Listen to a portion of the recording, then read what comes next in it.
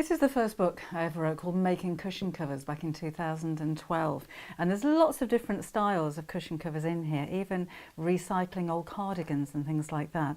One of the cushion covers that I love and that I've kept for all of these years is the woven ribbon cushion cover. I just think this is so stylish, and it's actually made obviously by weaving pieces of ribbon, and the back of it is one complete piece, and I've hand sewn the side together. But what I'm going to show you in this tutorial is a different way of making a similar kind of feel to your cushion cover, and this is it. So instead of using ribbon to weave, I've actually used tubes of fabric, which gives a really thick, heavy, luxurious feel to the cushion cover. And instead of hand sewing the gap closed, I've actually made an envelope cushion back, so you can take this one off and wash it or clean it or change it if you need to. But the nice thing about this cushion cover is that on the inside, and you'll see this later on, you don't see any of the raw edges. So it gives a really professional finish. So if you're making a cushion cover that you're going to sell or that you're going to gift, when whoever it is takes that cushion cover off and takes a look on the inside, they're going to be baffled as to how you actually made that, because the seams are all finished off perfectly on the inside. So I've got quite a large cushion cover here. You can make these in any size or shape that you like, but let me show you the materials that you're going to need for this one and how I made it. So the first thing you need to do is to measure the size of your cushion pad, and I've cut my fabric to around about 1/2 inch all the way around, so 1 inch bigger than my pad, and it does take quite a bit of fabric, but this is worth it. I'll need 1 piece of backing fabric, and this is what I'm going to sew my woven pieces to. So it can be scrap, it can be just a piece of lining or calico or something like that. You're not going to see that. Then I'll need another piece of fabric for the lining on the inside, and this is what's going to give this pillowcase a really nice professional finish. So if you're making something to sell or to give away, you're not going to see any seams on the inside. And then for the envelope back of this cushion cover or pillowcase, I've cut 2 pieces of fabric to the same width as my cushion cover, as my cushion. But the length of this is around about 1/3 longer. So I'm going to fold this in half, 2 pieces like that, so that when they join together over the back of the square, they overlap, which is what gives you that envelope finish. Right, but we'll put those to one side for just a second because we need to make the strips to weave. Now I've used a jelly roll. And a complete jelly roll. Again, I did say it takes quite a lot of fabric. Now with your jelly rolls, these are 2.5 inch strips by normally about 44 inches in length, or the length of the width of the roll. And they come all rolled up, or sometimes they're folded up, sometimes they're called fabric strips, sometimes they're called jelly rolls, depending on the manufacturer of the fabric that you're using.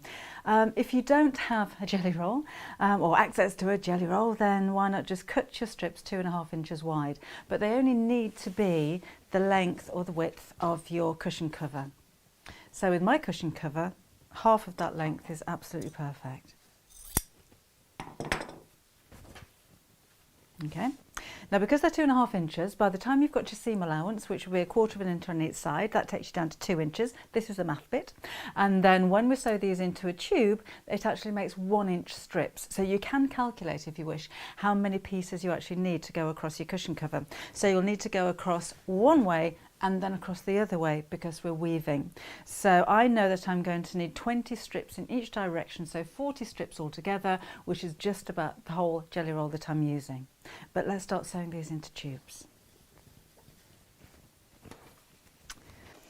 Now I've got a couple of ways for you of turning the tubes the right side out. So what I like to do is to sew them all together first of all, and I'm not pinning because I find it easier not to in this case. Oh, come on, away we go. So I'm just lining up the raw edges of the strips of fabric together. Now all of these strips don't have to be exactly the same size or exactly the same width, and in fact that makes quite a nice effect if you have some very wide and some very narrow strips. If you're using very narrow strips, it's going to be quite time consuming. If you use strips of fabric that are maybe 4 inches wide, so eventually you've got maybe a 2.5 inch wide strip, then it's going to be quicker to weave.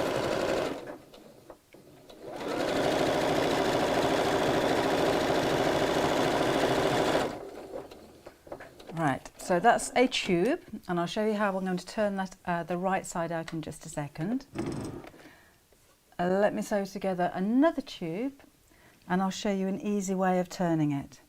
Now this time I'm going to put a piece of ribbon, this could be yarn, just something quite strong, right on the end of my fabric like so, and then fold it in half right sides together. And I'm just going to stitch across the edge. Don't have your fabric exactly the right length, because I will be chopping a bit off this.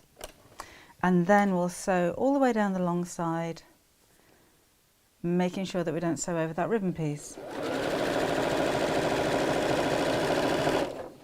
So just as I'm sewing, I'm just making sure that that length of ribbon is out of the way.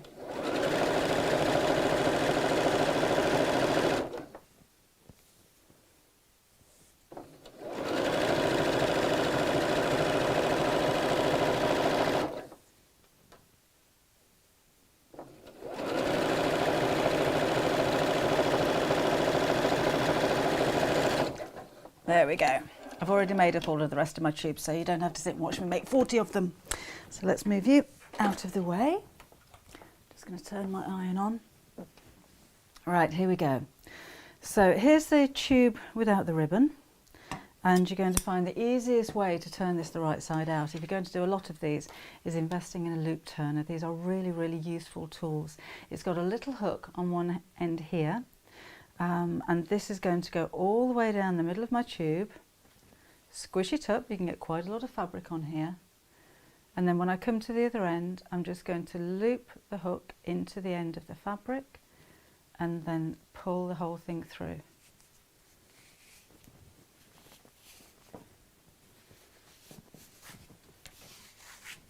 There, then unhook, pull that out, and then we will need to press that. The one that I've put the ribbon into, this is going to work in pretty much the same way, but this time when I pull the ribbon at the end, just get this end going by making sure that it's going down the centre, and then just in the same way you can pull the end through.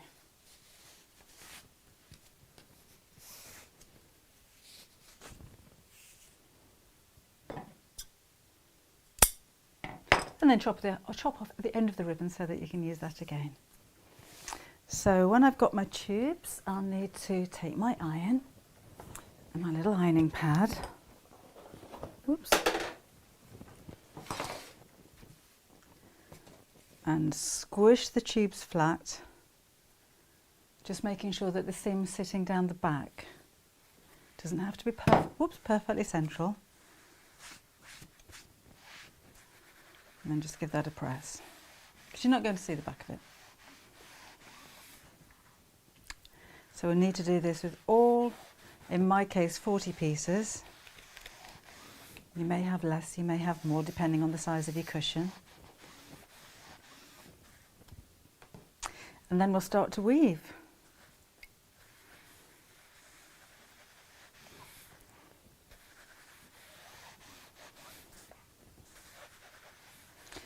So it probably took me to make all of my pieces about an hour.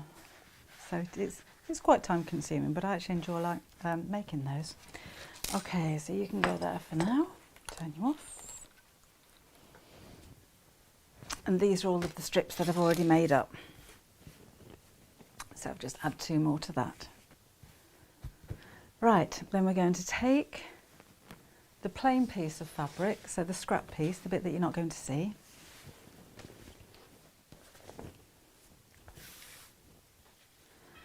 and arrange all of these strips over the top.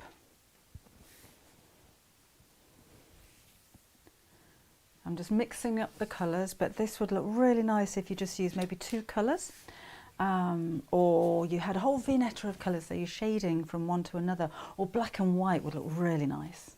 So really keep it striking and monochrome. Soft pastels, brights, whatever you've got. Great way of using up your scrap stash as well. Okay, So when I'm laying them all out first, because I might want to swap around some of the colours because that pink really stands out. So I want to balance it with another pink over here. And when I'm happy with my arrangement and I've got the whole of the side covered, I'm just going to pin and then sew straight across the top edge. So I'm not sewing all the way around because I'm going to start weaving. That can go there. And I can also double check now that I've got enough pieces of fabric.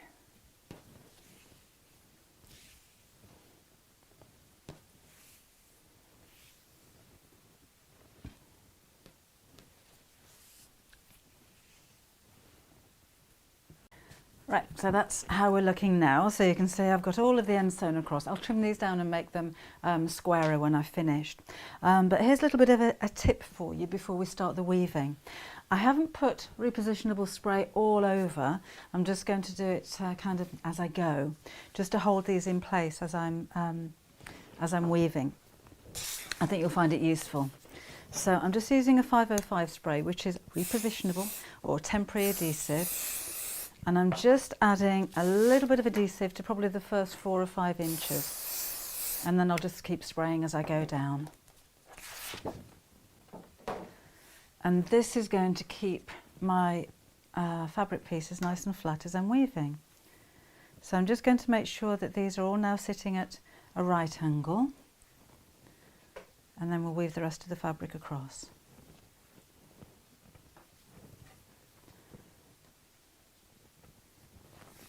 So it's quite good fun doing this. I like doing the weaving. And because there's so much fabric here now, because remember you've got in effect 2 pieces of fabric with each one of these strips sitting on top of another piece of fabric, which is your scrap, and then there's going to be the backing fabric on it as well. It makes the cushion cover feel really heavy and substantial, which is quite impressive, again, especially if you're going to sell what you've made. Okay, almost there. Just again making sure these are nice and straight. They're all going to be lifted up again in a second when I start weaving, but it's nice to get started at a right angle. So keep it nice and flat. We'll need pressing again when it's finished.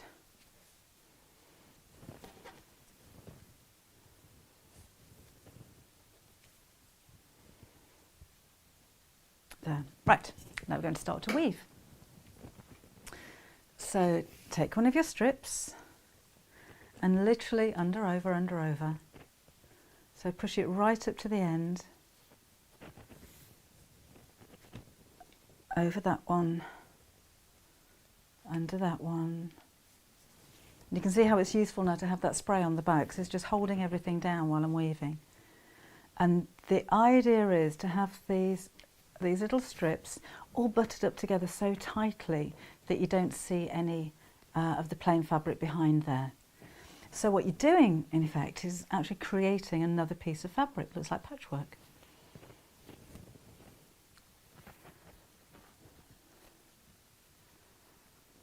There we go. And another little cheat for you to make these even more secure. Just occasionally, you don't need to do them on every single one. You could put a tiny little stitch in some of the crosses, or if you've got some wet fabric glue, then just a small dot. We don't want to see the glue coming through, but just a little dot to hold those together. That's good if you're using much wider pieces of fabric to stop them gaping. So there we go. So that's the one strip.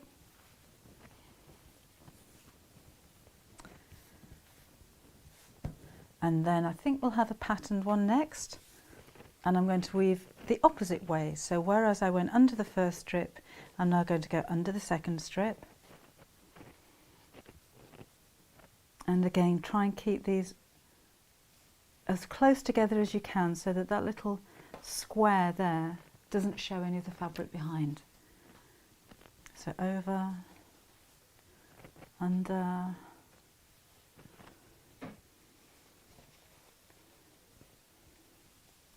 nice one to get the kids doing this as well. I think it's quite good fun.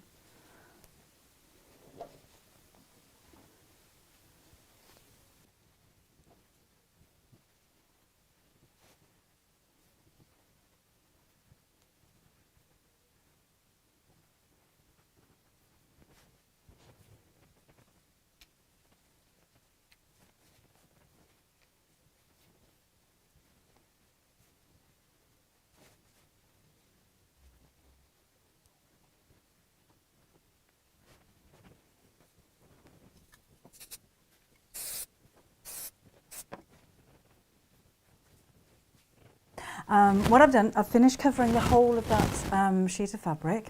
I have put a few dots of glue behind just some of the random pieces to hold it nice and flat, and then turn it over. You can see the glue dots there, and then I've sewn on the machine all the way around the edge to keep that, to keep the edges nice and square. And now I can trim away all of the excess strips of fabric from around here, like so. And then we can start putting the whole cushion cover together. So that was the most time consuming bit. So you've probably got about half an hour's worth of weaving your fabrics together for using thin strips like these. But it's so worth it, it looks so pretty. Okay, so that was the top.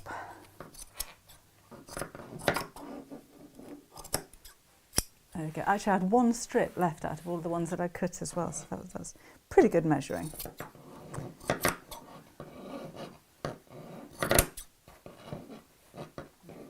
There we go. Could use a rotary cutter, a new ruler and mat if you've got those handy. Is that it? There we go. Oh, no, a bit more here. So cutting a fringe. Right. So take all those bits. Now I did actually get the button box out because I thought some really brightly coloured buttons would look nice on here as well. Just dotted around randomly, not uniform in every single box or anything like that, but just a few. But I found with this fabric particularly, it's so busy that the buttons just didn't stand out, so I didn't think it was worth all of the time and the effort. Okay, so what we need to do now is to put the back of the cushion on, or the envelope side of the cushion. So these are the folded pieces, remember, so I folded those and pressed them. You could top stitch down the edge if you wanted to, not going to on this one. And arrange those so that they're overlapped on the back.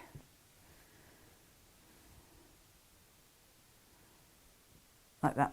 So that's kind of right sides together. So my pattern fabric is facing upwards, and then these two are facing downwards, and I'm going to put a few pins in here to hold that in place. Again, they're a little bit larger than my backing fabric. I like to do that rather than have everything exact, because if things are a little bit too large, they can always be cut down to size, whereas if they're a little bit too small, you're going to have to find a smaller cushion pad. And I'm pinning quite a way in because I'm going to sew from the other side. I don't want to sew over the pins. Right, so what I'm going to do here is just to sew across one side at the moment. So from this side, so I can see the squareness of the cushion cover, and literally just straight across one side.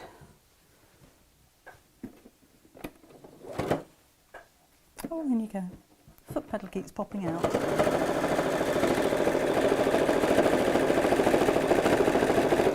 Right, so that's just the one edge sewn down here, and I've taken the pins back out again, because now my remaining piece of fabric is going to go right sides down over the top of the envelope. Back. There. So I'm going to pin from this side because I know this is the exact size that I'm going to need, and I can see that stitch line that I've already made. So now I'm going to sew all the way around the edge, but leave a gap on that side that I've already sewn of around about 6 inches, so I can turn the whole thing the right side out. So there's the side that I've sewn. It's a good workout. And then I'm going to start just from the side here.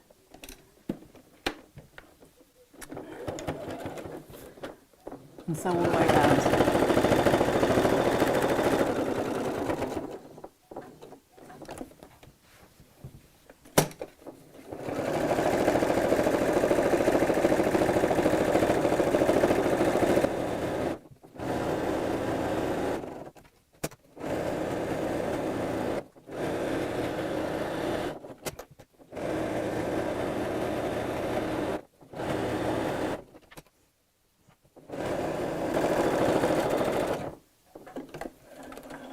Okay, so there's my gap, so I can turn it. Let's take these pins out. At this point, if you do have your rotary cutter and ruler and mat, I'd go around and trim the edges back to around about 1/4 of an inch from the seam. I'm going to snip off the corners so I can make my points nice and pointy. There is a lot of fabric there though, you're not going to get absolutely perfect points on this one. They will be slightly rounded. Then through my gap, which was here, let's turn the whole thing the right side out.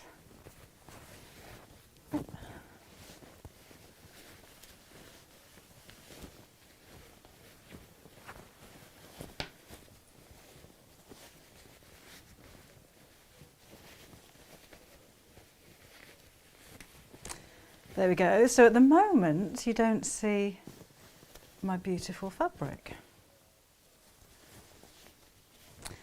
But I do have the hole in this side, which is where I turned it the right side out, and I'd sew that over by hand. So just using a slip stitch. So this is going to be on the inside of the cushion. And then, when we flip over the envelope, there's my pattern fabric, my woven fabric.